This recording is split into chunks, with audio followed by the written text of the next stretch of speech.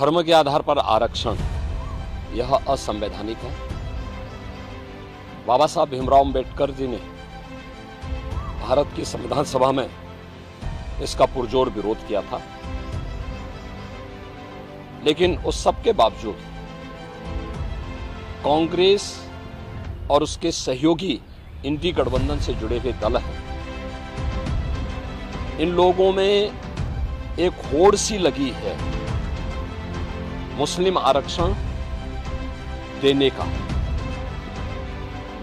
और कांग्रेस का इतिहास तो इस मामले में बहुत दागी रहा है।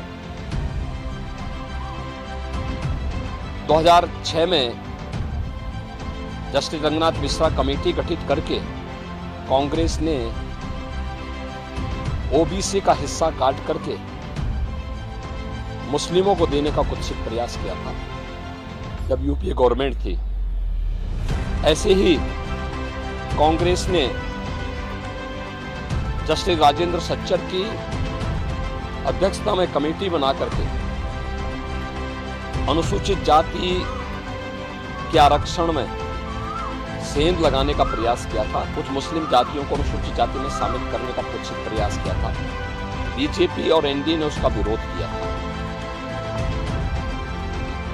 कांग्रेस की जब आंध्र प्रदेश में सरकार थी, उन्होंने उस वहां के ओबीसी के आरक्षण को मुसलमानों को दिया था।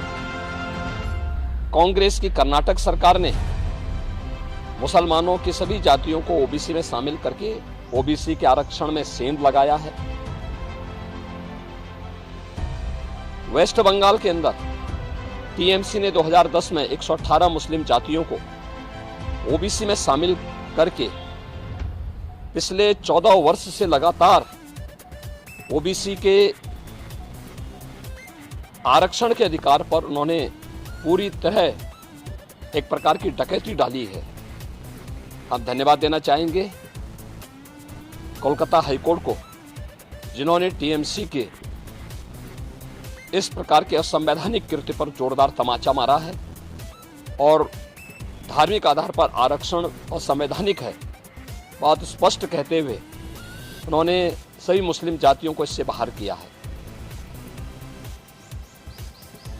इसी प्रकार से बिहार के अंदर लालू जी पहले ही बोल चुके हैं कि मुसलमानों को, सभी मुसलमानों को आरक्षण मिलना चाहिए। इसका मतलब आरक्षण कहां से मिलेगा? ये आरक्षण यही ओबीसी और एससी एसटी का आरक्षण में से ये बांट करके मुसलमानों को देना चाहते हैं। और समाजवादी पार्टी तो अपने जन्मजात हिंदू विरोध, अनुसूचित जाति, जनजाति और पिछड़ी जाति के विरोध का नाम ही इन्होंने बना दिया, उसका पर्याय ही बना दिया है। चाहे वह राम जन्मभूमि का विरोध रहा हो, राम भक्तों पर गोली चलाने का रहा हो, या फिर 2012 और 2014 के अपने इलेक्शन मैनिफेस्टो में समाजवादी पार्टी ने मुस्लिमों को आरक्षण देने की वकालत की थी और यहां तक इन्होंने शरारत की थी कि तुष्टीकरण की हद पार करते हुए उत्तर प्रदेश के अंदर, उत्तर प्रदेश की उस समय की 20 करोड़ की आबादी की सुरक्षा के साथ खिलवाड़ करते हुए पीएससी की 54 कंपनियों को इन्होंने समाप्त किया था। और उस समय इन्होंने पीएससी की भर्ती जो निकाली थी उसमें इन्होंने प्रयास किया था कि 15% मुस्लिम आरक्षण हो। माननीय न्यायालय को हस्तक्षेप करना पड़ा था।